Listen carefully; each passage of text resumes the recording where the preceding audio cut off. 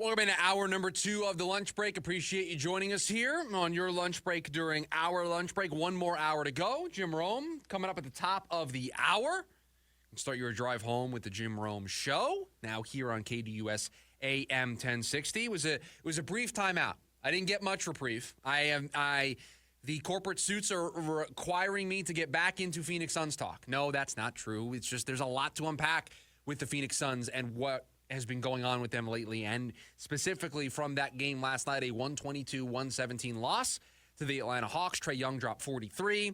The Suns really got scoring from 2 members of their big 3, 30 spots from both Kevin Durant and Devin Booker. Booker leading the way with 35, but not good enough as they fell, dropped below 500, and now through 39 games, 2 games away from the midway point of the season, they are back below 500, outside of the playoff window. And it was another night in which we saw Bradley Beal come off the bench.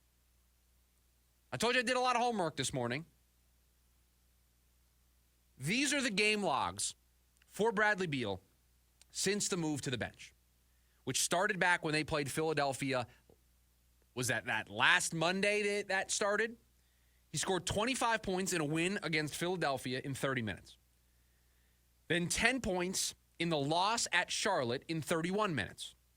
25 points in the win against Atlanta, 33 minutes. 12 points in the win against Utah, 31 minutes. 15 points in the win against Charlotte, 35 minutes. And then last night, 11 points in a loss against Atlanta, 28 minutes. I know he rolled an ankle during last night's game as well. Do you see what I see in those numbers? 25, 10, 25, 12, 15, 11. Do you see it? Do you see the ebbs and flows in what production you get from Bradley Beal? Because the 25-point performance against Philly, he led the way. Didn't lead the way last night with 11. It is boom or bust with Bradley Beal off the bench. He's either the key cog that he's supposed to be, leading the way with 25 points, or, let's face it, he's a non-entity. You're paying Bradley Beal $50-something million a year. He can't be a non-entity. He can't come off the bench and give you nothing. And for Bradley Beal, 11 points, 15 points, 12 points off the bench, that's nothing for somebody who's making $50 million. It's also nothing for somebody who the entire team is built around. The Phoenix Suns, and I'm sorry, folks, I probably sound like a broken record again. The Phoenix Suns are built in a very specific way. They are built in the Big Three era of basketball. Well, guess what? That's not the way things are done in the NBA right now, but if you're going to do it, if you're going to build this way, there can't be any question marks in your Big Three. You have to know what you're getting from those guys every single night on the floor. Every single night. Because you are foregoing a deep bench. You are foregoing key role players that can provide bench scoring. You are foregoing the guy that can give you 15 and 7 off the bench. You are foregoing the guy that can also be in double digits. You are foregoing all of that because, listen, we've got 3 superstars. Good luck against us. They're going to score 90 every night. That's the path you've decided to go down. And so if Bradley Beal is a non-entity because he's scoring 11 or 12 points off the bench, you can't win because that's not how you're designed. You don't have somebody else on the team that can step up and make up that scoring. Go look at the box score from last night, everybody. Find it. Find me the person, find me the player that is going to make up the scoring that you should get from Bradley Beal as a member of the Big Three. We have said that the Phoenix Suns are doing something that is not commonplace in the NBA anymore. But if you're going to do it, you got to do that the right way. You can't try to be half in, half out. You can't have a Big Three and then move a member of the Big Three to the bench. It's why we asked if this was sustainable. And it's not. Bradley Beal can't give you 11 points off the bench. He can't give you 15 points off the bench. He can't give you 12 points off the bench against Utah. He can't do it. If that's all you're going to get, I know you might be able to beat Utah, one of the worst teams in the NBA. You might be able to beat Charlotte, one of the worst teams in the NBA. You might be able to get away with it. You can't do that in the playoffs. Now, you got to get there first. You're on the outside looking in right now. But this doesn't work. It can't be boom or bust. It can't be key cog or non-entity. It can't be lead the way or 11 points off the bench. It can't be that dramatic of a swing. There's no consistency in that. And if they're going to find consistency in Bradley Beal's role off the bench, then he needs to find an even level. And maybe it's not 25 to 30.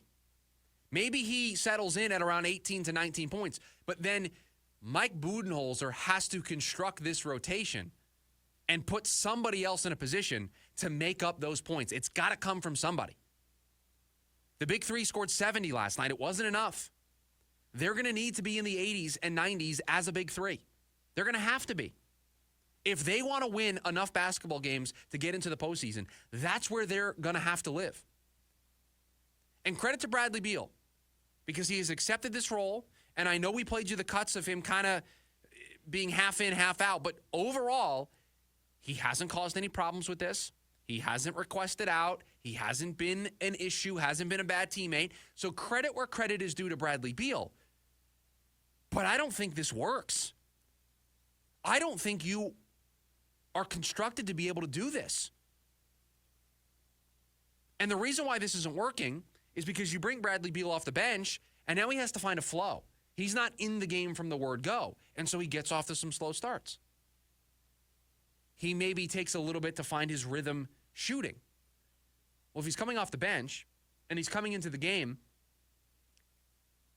midway through the first quarter, or however Budenholzer wants to do it on a given night, depending on where the Suns are in that game, they might be down. They might need to go on a run. And if Bradley Beal is slow and he needs some time to get into the flow of the game, that lead might grow for the opposing team. And now you're out of it before you even had a chance. So this isn't going to work. The Phoenix Suns are built in what wasn't a unique way, but is a unique way. They've got three superstars. And those three superstars have to carry the majority of the workload. They have to provide a lot of the scoring.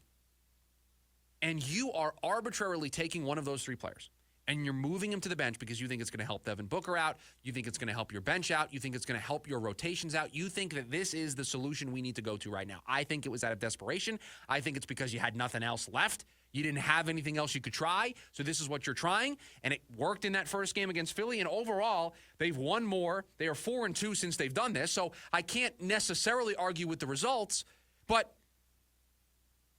you played Utah and Charlotte. You played Philly, who's a mess. You didn't play Cleveland. You didn't play Oklahoma City. You didn't play good teams. Let me see what this looks like when you play Cleveland, who, by the way, you draw on this road trip. Let me see what it looks like then. I've got a feeling in my gut that when we come in here and talk about that game, if this is the way they choose to do things, it ain't going to look pretty. You can get away with this. You can be 4-2 when you play teams like this on your schedule. Can you do it against the elite of the elite? I don't think so. You are built in a way where three guys have to do it all. You are moving one of those guys to the bench, and you're asking him for the first time since, I think it was, 2016, 2017. You're asking him, get into a rhythm off the bench. Not everybody can do that. Not everybody has the skill set to be able to do that. And there are nights where it works, and there are nights where it doesn't. And you know what? Doesn't that kind of sum up the Suns season? There's nights where it works, and there are nights when it doesn't.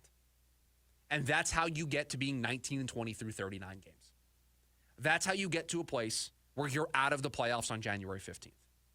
That's how you get to a place where people are searching around for the answer. Jimmy Butler, Nick Richards, trading Bradley Beal. They're searching for answers because sometimes it's great and sometimes it's not. And when it's not, it's really, really frustrating. And I think the more important part is when it's great, there are still the signs of it being bad. So it's not something that you can buy into. And so they're 4-2 since the move to the bench. And there have been games where it has worked. That first game, 25 points leading the way. I get it. I know when it looks great and it works, they can win basketball games. But I want to see what it looks like, Bradley Beal off the bench, when they play some good teams. Their two losses was that bad loss to Charlotte and Atlanta on the road since they moved Bradley Beal to the bench. Well, we know what's coming up for this team because we've talked about it at length here on the show. It's Washington up next. I have told you, and trust me, tomorrow I'm going to say it over and over and over again. Can't lose tomorrow night. Can't lose.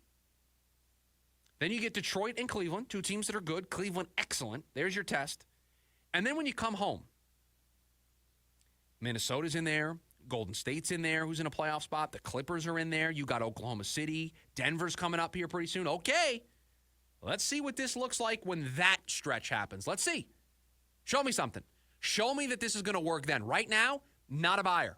I'm not buying what you're selling. I don't think with the way this team is designed, you can take somebody that you are going to count on as much as this team counts on Bradley Beal. You traded for him to be the final piece of this puzzle.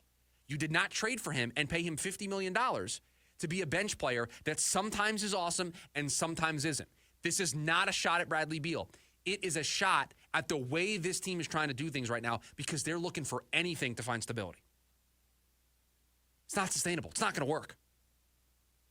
Bradley Beal, Kevin Durant, and Devin Booker need to lead the way. Those guys need to be in the 20s. All three of them. And you probably need two of them at least to be in the 30s. You got 30 from Kevin last night. You got 30 from Devin. And nobody else was over 15 points last night. What are you supposed to do with that? What are you supposed to do with that? And so you might get away with it tomorrow because you're playing one of the worst teams in the NBA, if not the worst team in the NBA in Washington. You might be able to get away with it tomorrow. Now, if you don't, I don't know. If you thought today's show was bad, I mean, if you thought today was too much Suns, just wait until Friday's show.